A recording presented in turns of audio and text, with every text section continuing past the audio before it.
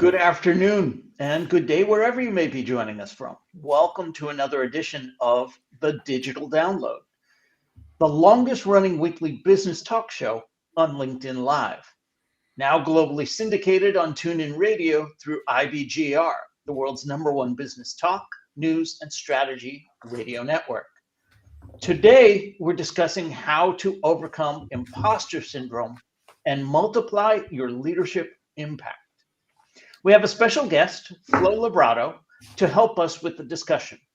Founder of Olive and Grace Leadership Coaching, Flo will share her insights from her recent Brains magazine article, Multiply Your Leadership Impact with Self-Efficacy.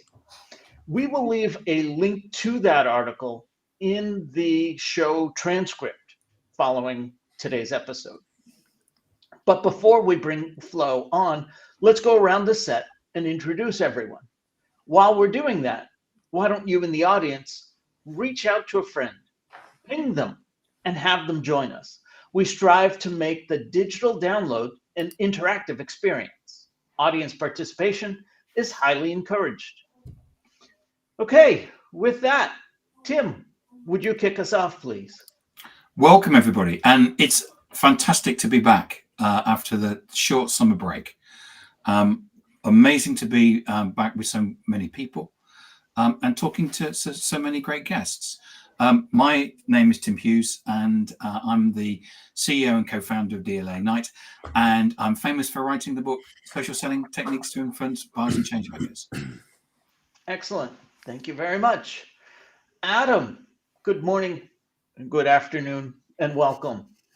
Thank you, Rob. It's lovely to be back after, as Tim said, after the summer break. Feels like a new school year, doesn't it? Hi, everyone. I'm Adam Gray. I'm Tim's business partner and co-founder at DLA Ignite.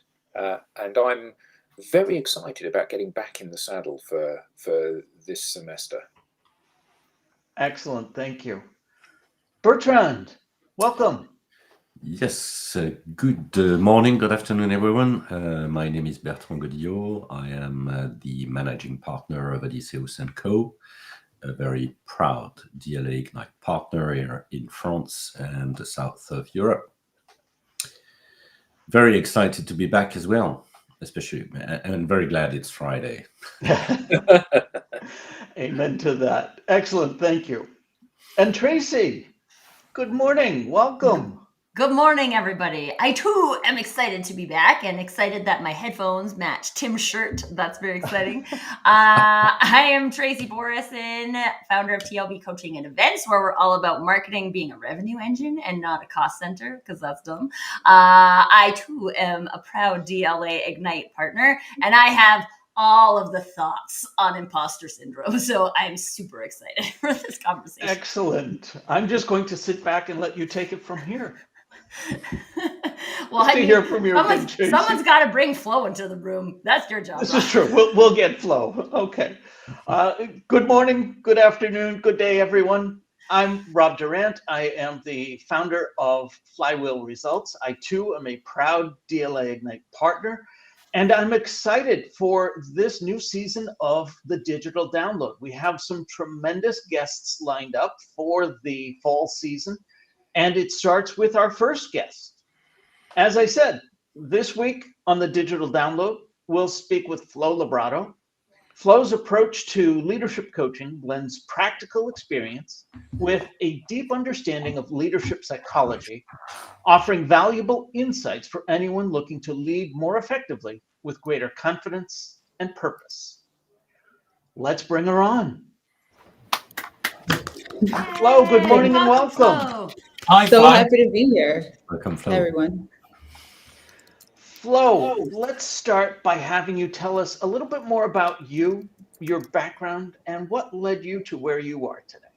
Oh, happy to. I am, my background is interesting. I studied art, I studied psychology, I studied leadership management, organizational development while working many, many years in telecommunications, and thought, how are all of these different things related? And then it dawned on me that I enjoy technology so much, and I still serve as a senior manager in a telecommunications company. But I'm 51% more about people and technology. And I realized, oh, it's coaching. This is my jam. So as a result, I, just started Olive and Grace Leadership Coaching. And what I care about, as you shared, is people leading with integrity and purpose. And I love this work. That's fantastic. Thank you very much for sharing that. Flo, I want to start with a foundational question. What exactly is self-efficacy, and how does that differ from self-confidence? Oh, that's a good question, because self-efficacy, efficacy, and confidence are definitely related, but they're not the same. I think of them as cousins. So if you think of like a timeline, confidence is when we are able to look back and see that we have skills, experience, we have been successful in some areas. And by looking back, we can realize that, oh, this means that I can be confident, I can be sure that in the future, I can do the same thing again. So if I can bench press so many pounds in the past, then I have reason to be sure that I can do it again in the future. So that's rear looking, which is great. Confidence is wonderful. And at times everyone doubts, but confidence is definitely helpful. However, self-efficacy is forward thinking. Self-efficacy is more related to positive psychology, the study of human flourishing. So self-efficacy doesn't only look at the past, but it is an optimistic outlook that we can use whatever skills or intuition or experience we have and have self-assurance in our capacity to learn to also be successful in the future, even if we don't have the firm evidence that confidence provides us. So talk to us then a little bit about imposter syndrome. That seems the complete opposite. Complete opposite. And I want to start with that. Imposter syndrome, I believe, happens at some point to probably 99% of people. I can think of a few exceptions, maybe with a personality disorder here or there, where imposter syndrome is a non-issue. But when we think about think of individuals, and this may have happened to anyone who's here on listening or any of us, right? That we have studied, we have prepared, we have experience. Maybe we've even been successful in the past, maybe even high achieving, and still question, wait, did I really do that? Do I really have those skills? Can I really do this again? And even though evidence tells us that we are equipped and skilled and able, we still question. And so that gap right there between what we believe that we're supposed to do and what we think we cannot do is imposter syndrome. So it's like walking around, sitting in a room and thinking, oh my goodness, people might think I'm a fraud, or people probably think I'm more skilled than I am. That right there makes us feel like we're cosplaying as someone who is able to do the job. I love how you put that, cosplaying. Isn't that a basic human trait, if you like? Like, actually, I'm not a very nice person, and people only think I'm nice because they don't really know who I am, kind of thing. And most people feel that at some point and in some situations. And I know that, Tim and I have delivered hundreds of seminars and keynotes and training sessions. And both of us, every time before we get up on stage, whether that's a physical stage or a virtual stage, you feel butterflies and you think, oh God, I know I've done exactly this 50 times, but maybe this time it's all going to go wrong. Maybe the audience won't like it. Maybe, and isn't that part of the kind of the nerves that drive you to do your best? Isn't that a good thing rather than a bad thing? Absolutely. And Adam Grant has talked a lot about this, especially in his last book, Hidden Potential, about how imposter syndrome itself is not terrible. It's not a terrible thing. We experience it. I cannot imagine speaking in front of a bunch of people and not feeling my knees, shake a little bit. Even preparing for this, I thought this week, man, I'm going on the digital download to talk about imposter syndrome, and I'm experiencing imposter syndrome about doing this. Talk about meta imposter syndrome, right? But it is healthy to have a little bit of grounded confidence, meaning that we're prepared with the skills that we have and the experience, and we've done this before, right? But also be grounded in that we're not perfect. and there may be room for mistakes or missteps. And that is normal. That is perfectly normal, because if not, we might get comfortable and not continue to grow. And then we might shift into survival mode instead of thriving. However, imposter syndrome can become detrimental. It can become really painful when there is a significantly like gap, right? And then what leaves us is wondering, oh my gosh, what if one day they discover that they hired the wrong person? Or what if this is the day that I go to deliver a keynote and I trip? And once it becomes psychologically detrimental, then that not only impacts our self-efficacy, it impacts our self-confidence, and it also becomes a self-fulfilling prophecy in that it impacts our ability to perform. Does that make sense? Perfectly. Yeah. Okay. I want to jump in with, I have like all of the thoughts. Flo knows me, so it's fine. She was probably prepared for this. Okay, because so I'm all about authenticity, and I have Yes. I have a theory about the concept of imposter syndrome, which I see as different than self-doubt. So what I'm hearing right now is a lot of similarities between imposter syndrome and self-doubt. And from an authenticity point of view, I'm agreeing with all we're saying. I believe everyone will experience self-doubt. We're going to go to a new managerial position. We've never been a manager before. We're probably going to doubt that we can be successful at that. I think self-doubt is very normal. I think we've, like, as a society, mangled this concept of self-doubt into imposter syndrome, and it makes me experience as if you're trying to be someone else, aka you are being an imposter, then you will experience imposter syndrome, because you're not trying to be yourself. You're trying to be something else you think you should be. And I'd love to hear Flo. Like, I experience the difference between those things. I have self-doubt because I'm not sure that I can do ABC. I experience imposter syndrome because I'm trying to be someone else. I'm trying to do that how someone else would do it. So I'd love to hear your thoughts on that. I am so glad that you touched on that, because one of the very first strategy that I talk about in the article to build that self-efficacy is to develop your own compass. And what I mean by your compass is get really clear about the things that are important to you. I need to be clear about the things that are important to me and who I am as a person. And what I combine as the compass is, I think of three elements. One is understanding, what are your core values? What is most important to you as a human being, not as a parent, as a business professional, as a leader, as a soccer coach, as a friend, whatever it is, transcending all areas of your life. What is most important to you as a human? What is most important to me? So that's your core values. And the second thing is to be aware of, when it comes to work, what do I need from work? What are the work values that are most important to me? And that changes depending on the different stages in life, right? I'm going to date myself here. Me 20, 25 years ago, I was probably more motivated by money because I suddenly had a mortgage and, it doesn't pay itself. And today I'm more motivated by purpose and work-life harmony. And so it's important to know what our values are and our work values. And the third thing is to know what are our strengths. What am I good at? So that I can know what are the talents that I have that I can bring. And then combining those three, my core values, my work values, and my strengths serves as a compass and a place for grounded confidence, for authenticity. If not, then if I am cosplaying to think, oh, this person values competition and I don't, but competition is rewarded, so let me act as if I value competition, then I'm always going to feel like an imposter because I'm literally cosplaying someone else. You are so on point.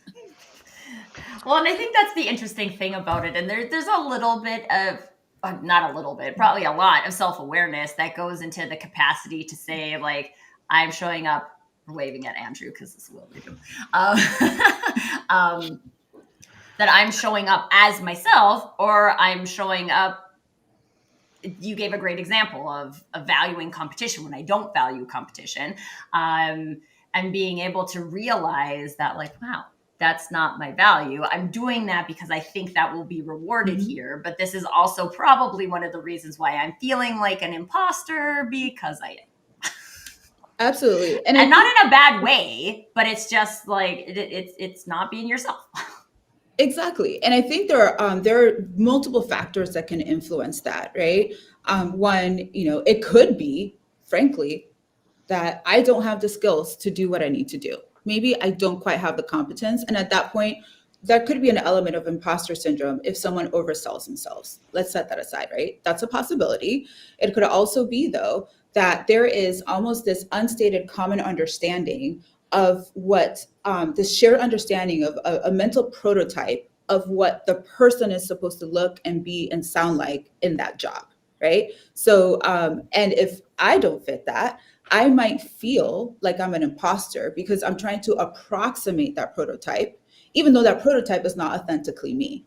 And furthermore, by using so much cognitive and emotional energy on trying to approximate that prototype, which doesn't come naturally to me, I therefore have less emotional and cognitive energy to be effective at whatever it is that I'm supposed to do. And again, it becomes a self-fulfilling spiral. I love how you talk about that. It reminds me of why I don't like the term personal brand and I prefer personality. I'm not trying to fit a prototype. I'm just trying to be me. And it's a lot easier to be me than the best approximation of perfect me. That's a word. That is a word. And I do talk about personal brand. I actually just did a talk at an organization last week around career development and touched on personal brand. And I think there is a really big difference between, when we define personal brand is I want to show the world who I am versus I want to become an approximation of what I think everyone else wants me to be so that I can Which be is what a lot successful. of personal brand coaches want to Has sell you. become. Yeah. Exactly. Exactly. That's exhausting. That is exhausting. So like all of these things, there are those social impacts. There are the shared understanding in the culture in the group, and you can feel it when you walk in the room. Whether you feel there is who is the person who is the most senior or the most leader in the room, or who has the most expertise. And we do have a biological social need to be part of the in group, right? But when that comes at the expense of our own authenticity, then it's harder to have that self-efficacy. It's harder to feel that we can be successful in the future because we're spending so much energy being someone else. And it doesn't go well. It doesn't go well.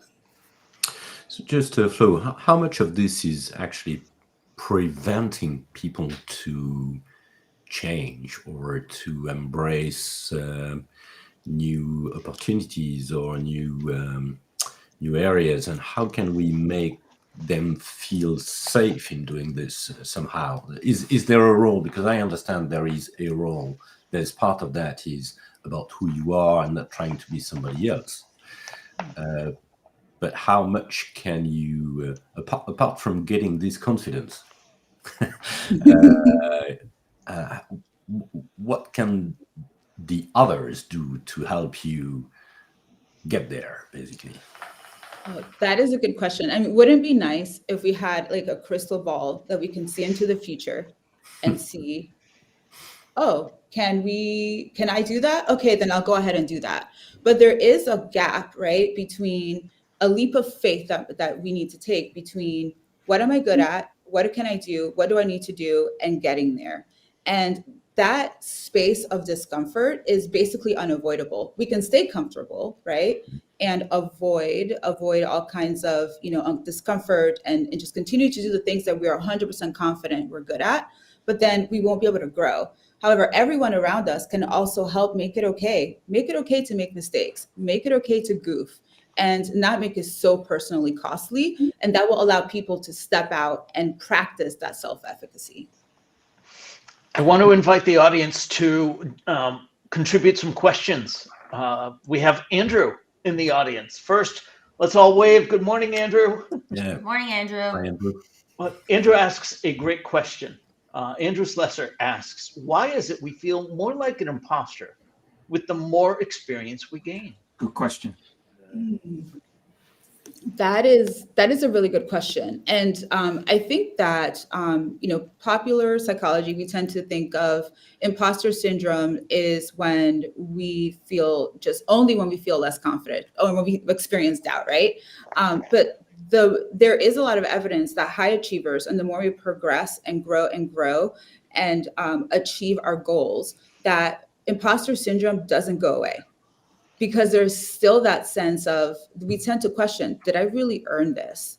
Did I really achieve this? Did I really complete this?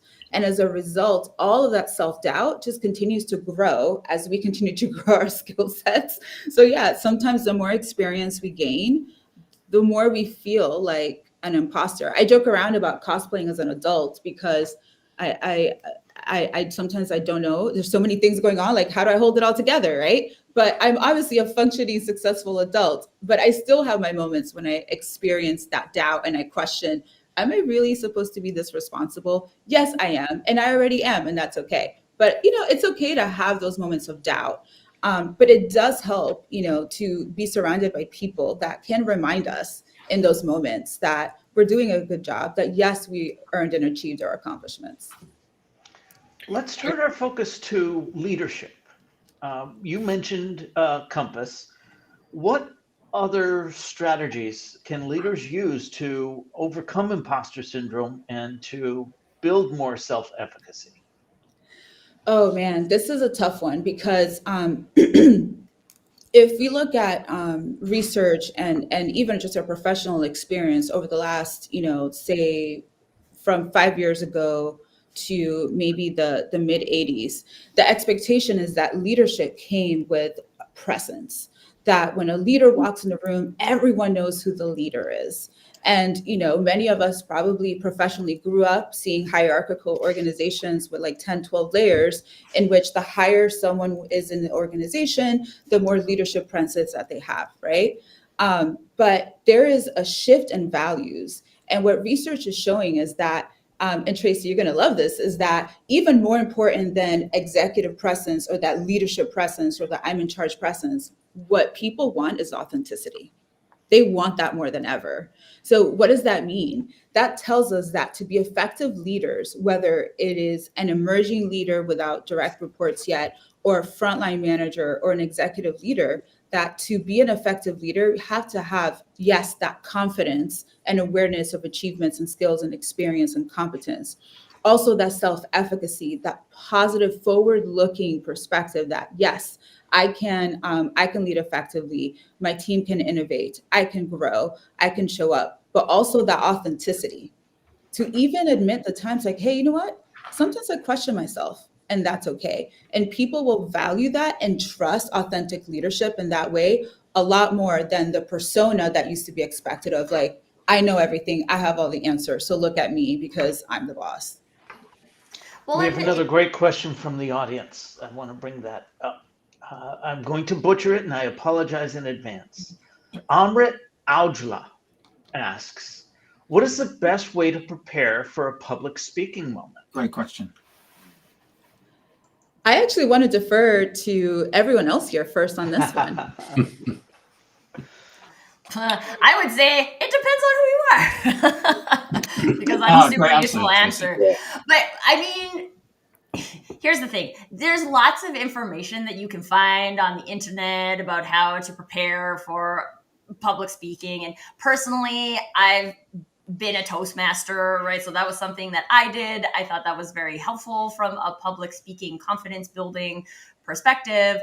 But even within like the Toastmasters program, every different speaker had a different way of preparing for speaking. Some people like to rehearse. Personally, I hate that. I hate feeling like I have to follow a script because then I get more concerned about the script than actually connecting with the audience and things like that. But that's not the right thing for all people. So my advice would be to like try on some advice, like see what other people do, try it on for yourself. Maybe it works for you. Awesome. If it doesn't work for you, that doesn't mean that you're a bad public speaker or you need to change something about yourself in order to make that advice work for you. It just means that something else will work for you.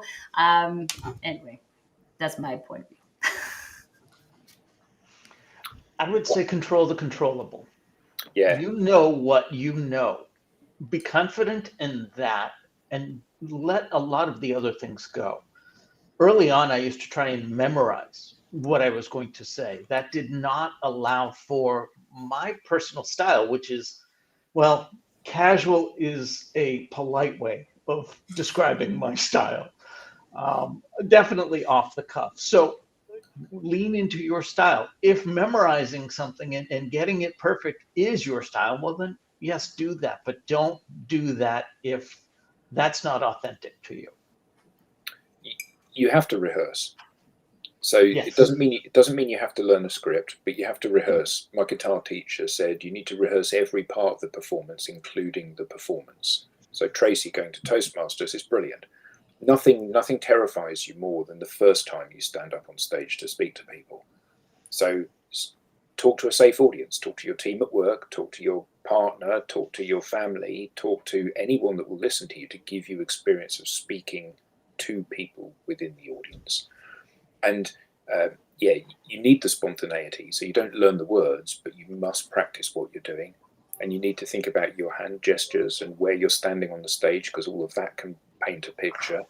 But when you get it right, it's great because you can go up there and enjoy the moment. And I think that the other thing is that your terror of standing up on stage, so for many people it is terror, your terror of standing up on stage reaches a crescendo just before you begin to talk. And taking a couple of deep breaths helps just to take the edge off that, so you can then give of your best. And at the end of the day, the thing to remember is that the audience do not want you to fail. Even though you think they're standing there with daggers ready to jump onto the stage, they want you to succeed. They want you to do a good job because they want to be entertained. Yeah, that's a very fair point, Adam. But I'll my 2 cents on this is because you tend to be a bit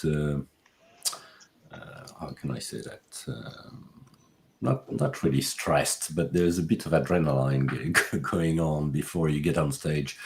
And to get things started properly, I confess I would probably have in mind my first 2 or 3 sentences.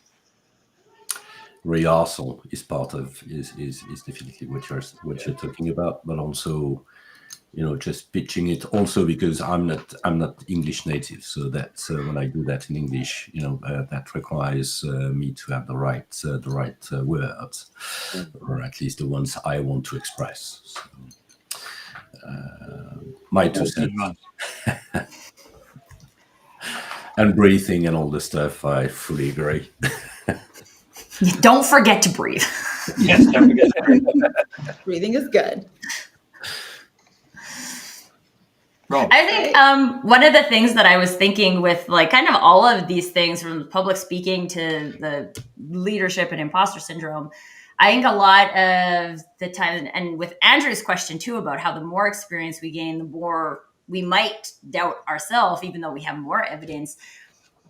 Is this because we're spending too much time not in the present?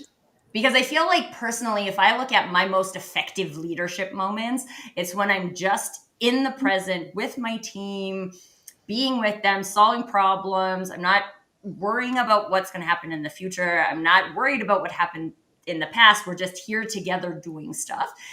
And I feel like that's my most effective. But I also feel like when we're having anxiety or imposter syndrome or self-doubt or any of these other things, it's because we've taken ourselves out of the present moment into the past or into the future. So is that also part of the journey, is to explore how much time we're spending not in the present moment?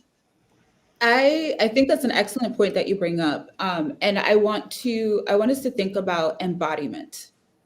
And how important this also ties back to the question about public speaking.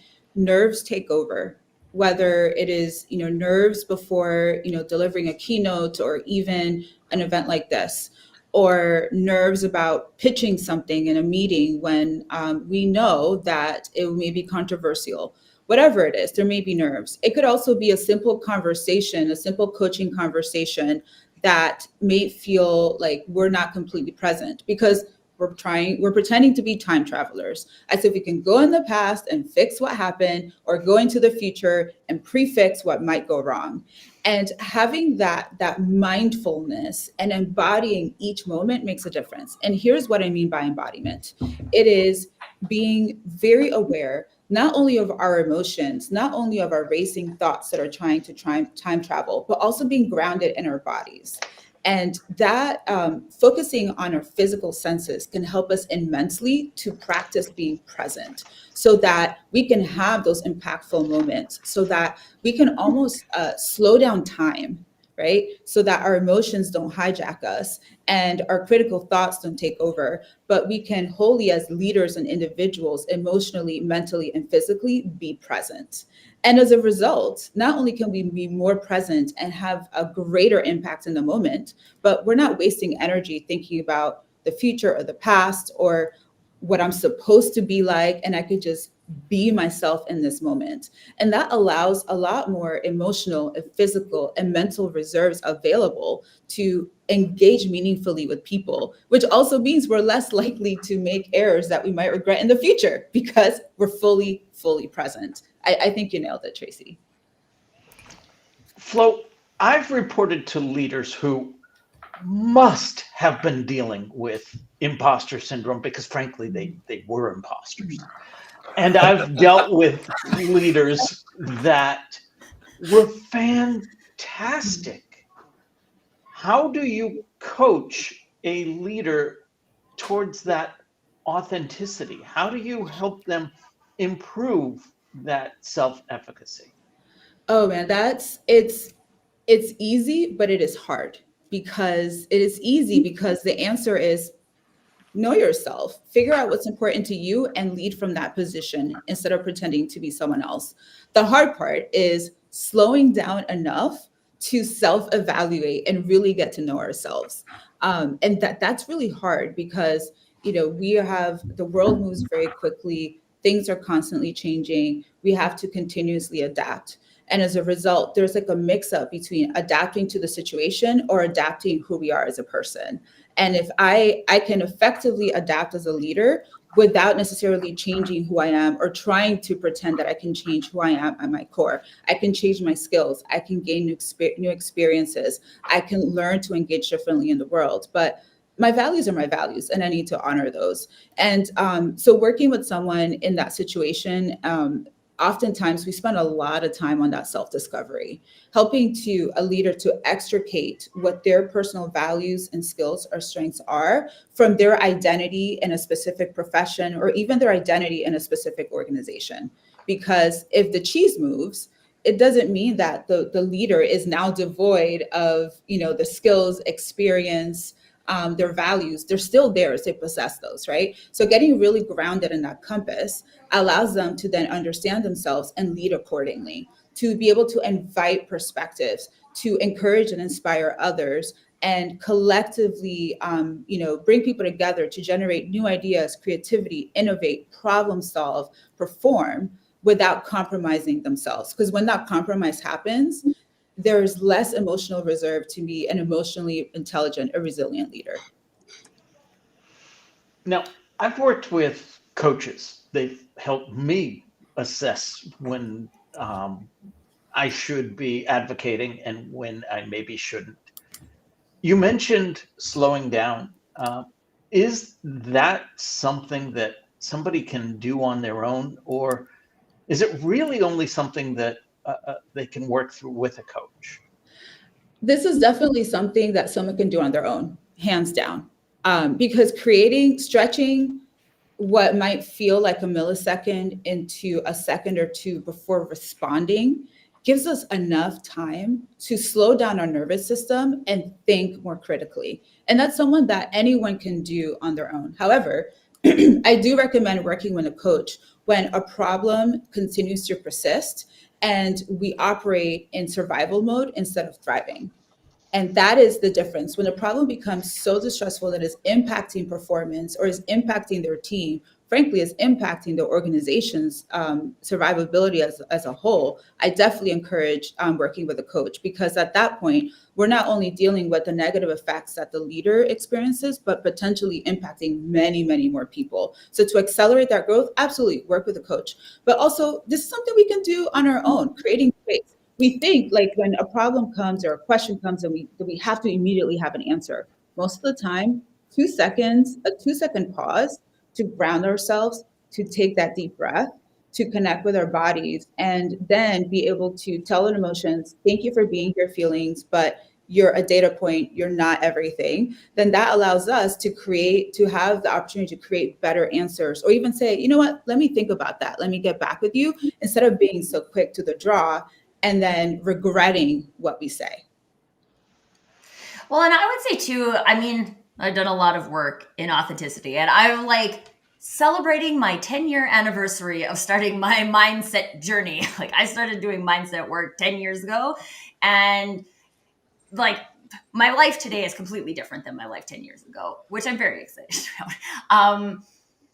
But I was on a podcast recently, and the interviewer asked me, how do I know my values, right? How do I know what's my thing, what makes me unique, so that I can like focus on that and build on that? And I do think one of the most interesting things about that, and I've heard it called Johari's blind window. I usually just call it like what we don't know about ourselves. But other people have experiences of us that we don't have of us.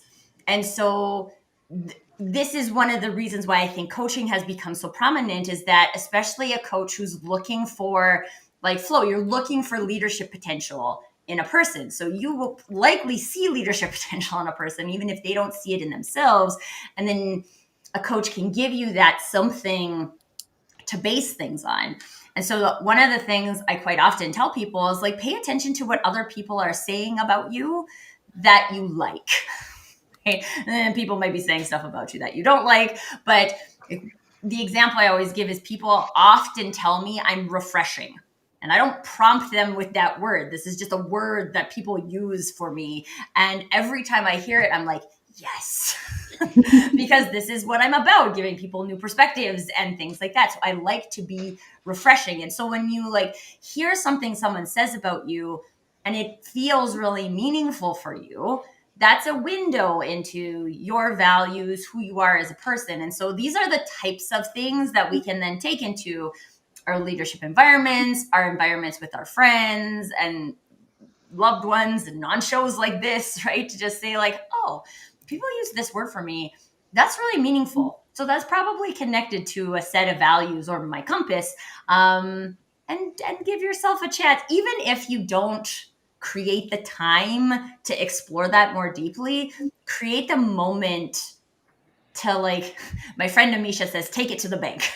Right? Like that someone said that about me. That's meaningful for me. Let it soak in for a moment, because then it gives you that something you can build on. I think I love that exercise. That one is such a good one, because it allows us to create a little bit of distance, like step out of ourselves and assess ourselves. One of the reasons that coaching and even working with mentors, which are totally different things, I recommend both, is helpful, is because we make meaning through the use of language. And yes, we can think and use words in our heads. But when we have dialogue with another person, we're able to ask questions, interrogate what we say, what they say, compare notes. And through that dialogue, we are able to determine the meaning, or to make meaning out of what we see. One of my favorite exercises is, and I use this, the coaching approach that I use is coactive coaching. It is about the balance of the person being and the person doing what they need to do to move forward.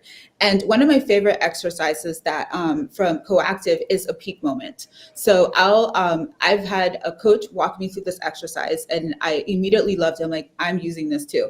And that is when we ask someone to describe a peak moment, a time in their life when everything felt right in the world. And it could have been a big milestone at work, or a tender moment with family, whatever it is, right? And then spend some time with that moment to mine that moment and understand who was there, What was important about that moment? How did you feel? And listening someone describe that moment and watching someone's face light up and their shoulders relax gives us indication of what their values might be. And so as then I can say, hey, it sounds, what I'm hearing there and what you're describing is a value of X. How does that sound to you? And sometimes a person might say, oh, you know what, that's not quite it, but I think it's more this. And through that dialogue, we can discover that. And then as an authentic leader, that leader can be armed with their values to guide their decisions, to be transparent in how they show up for their people, to be transparent in how they do business with stakeholders.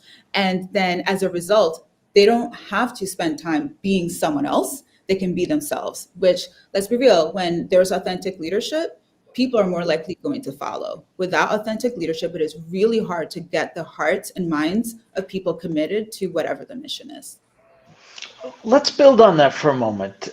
Let's talk about leadership impact. How can leaders use self-efficacy to inspire and motivate their teams? How can they help their teams be more confident? Oh, that is so good. We've talked about the shadow of the leader, right? A leader showing up in a way that they're confident in their skills, their competencies, their experience.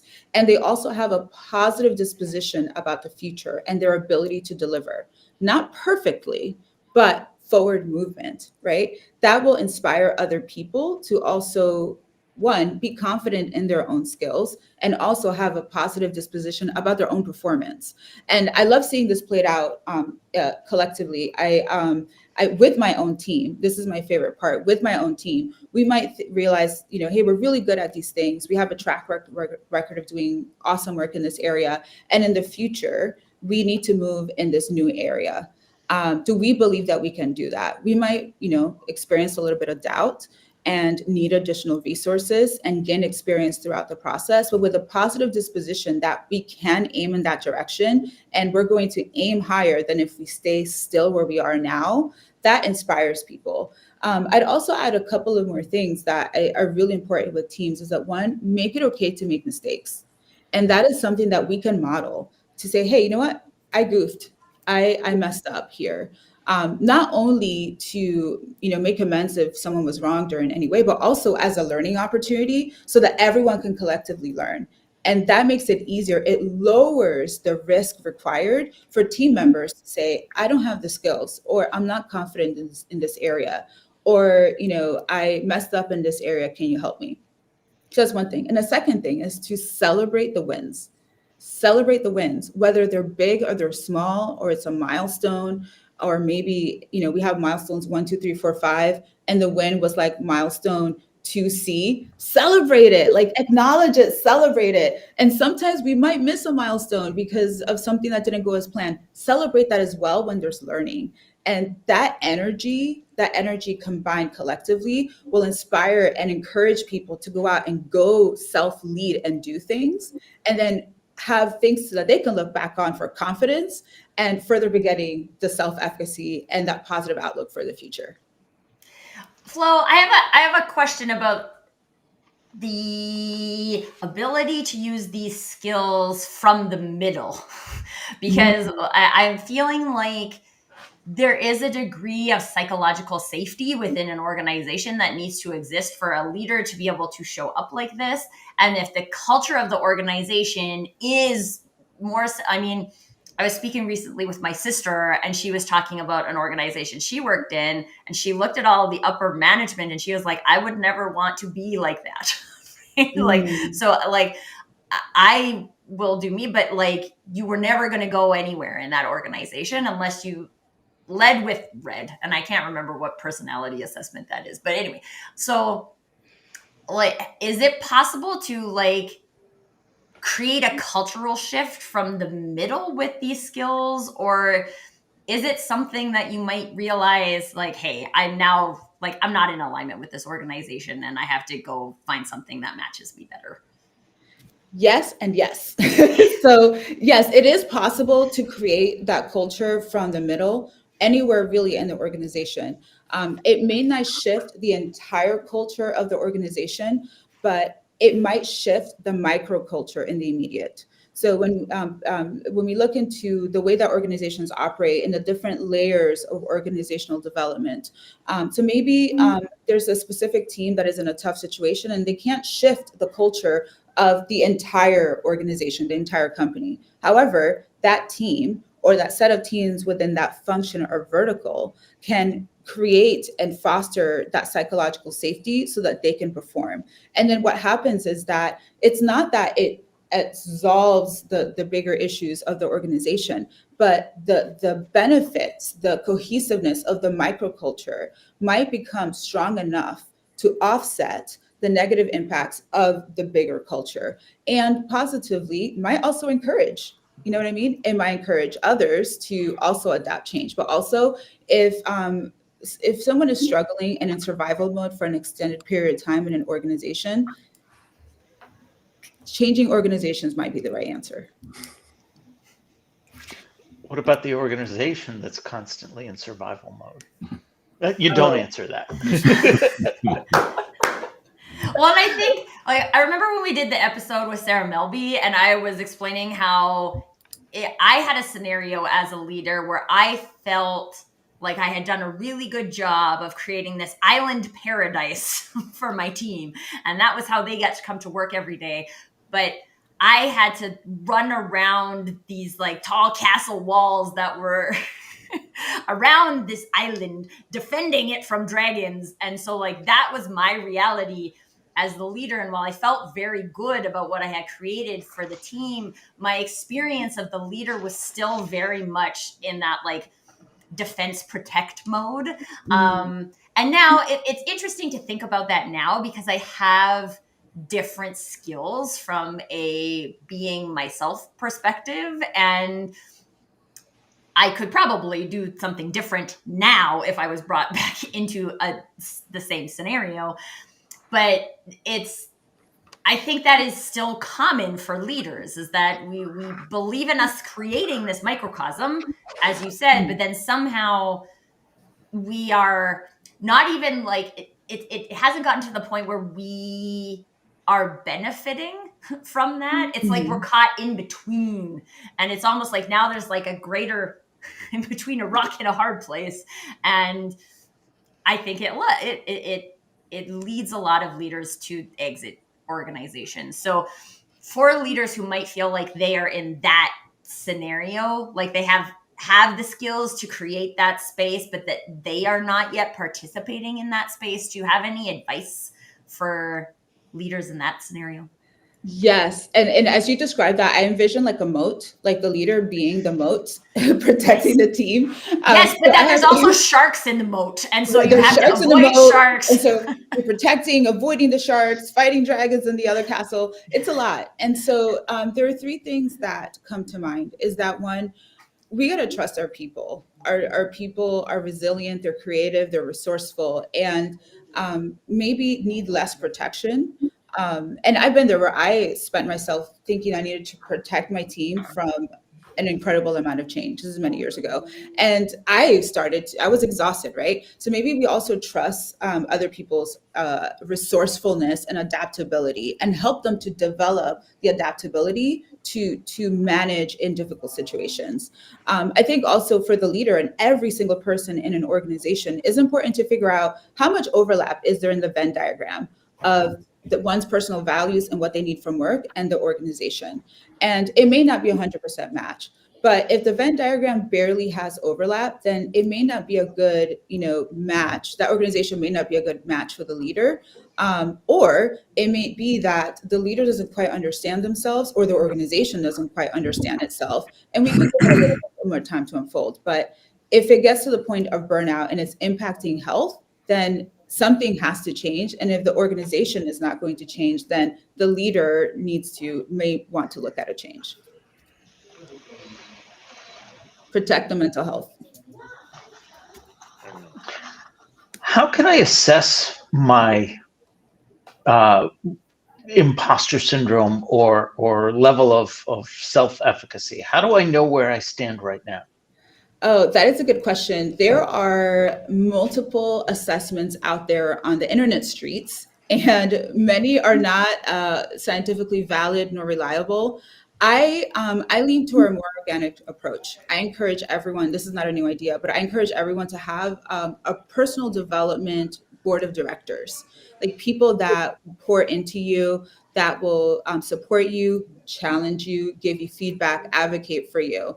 And the individual, the leader, the business professional, whoever it is the chairman of their board of directors, but enlist other people, right? And that may be mentors, it may be other leaders, their sponsor, champions, an executive coach, whoever it is, that can help them in those moments to understand where they are, and even catalog the skills, experience, competencies that they have, right? And also share some of that courage. Sometimes you got to borrow that courage, sometimes you got to borrow and need that reminder from someone who knows you really well, that that might encourage you to remember that you can try, that you can do things, that you can develop that self-efficacy, because it is the way that the world is changing so rapidly is going to make us question at times what we can do, because what worked 6 months ago may not work 6 months from now.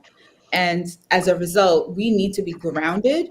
And part of that grounding can be people to reflect and pour into us and challenge us as needed to grow, not only holding on to our confidence, but to develop our self-efficacy. Just a quick question, because I think we didn't talk about the elephant in the room here. Is there a gender specific syndrome? Oh, yes.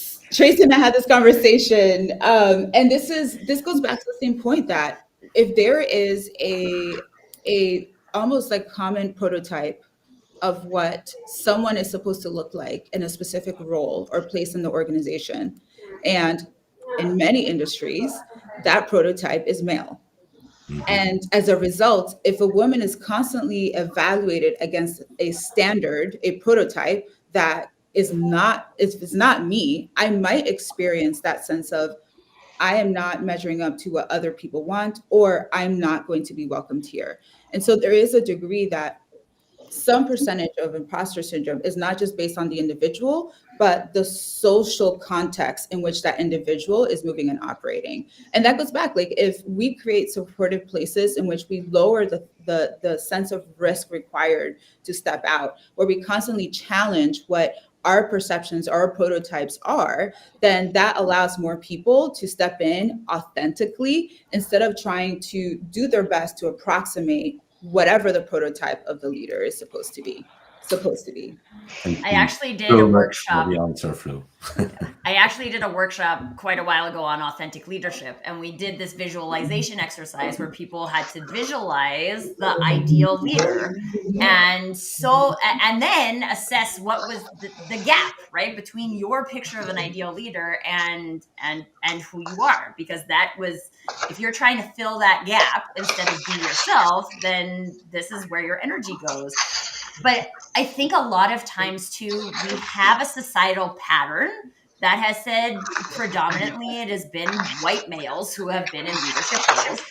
And I think there's also an opportunity for us to chat, like, yes, that's the back looking. But if we are focusing on our forward motion towards efficacy, then is this about that? Can we create space for our version of leadership? And maybe the reason why we're all here having this conversation is because the world needs this kind of leadership, not that kind of leader. And maybe in the past it needed that kind of leadership, and that's fine. But if we're looking forward, can we create more space for the leaders of the future? And I think there's lots of opportunity there. Excellent, thanks. Flo, this has been great. Where can people learn more? How can they get in touch with you? Oh, so I am on LinkedIn a lot. So you can find me on LinkedIn, Flo Labrado, MSML. But if you plug in Flo Labrado, you're probably not going to find another one. So Flo Labrado on LinkedIn, also at flo@oliveandgraceleadership.com for email, and my website, Olive and Grace Leadership. I am constantly on LinkedIn. I love connecting. This is how I met Tracy and many of you. But please come talk. I love connecting and meeting new people. Excellent. Thank you. We now have a newsletter. Don't miss an episode. Get show highlights, beyond the show insights, and reminders of upcoming episodes. You can scan the QR code on screen or visit us at digitaldownload.live/newsletter. On behalf of our panelists, Flo, and to our audience, thank you all. And we will see you next time Thank you very much. on the Digital Download.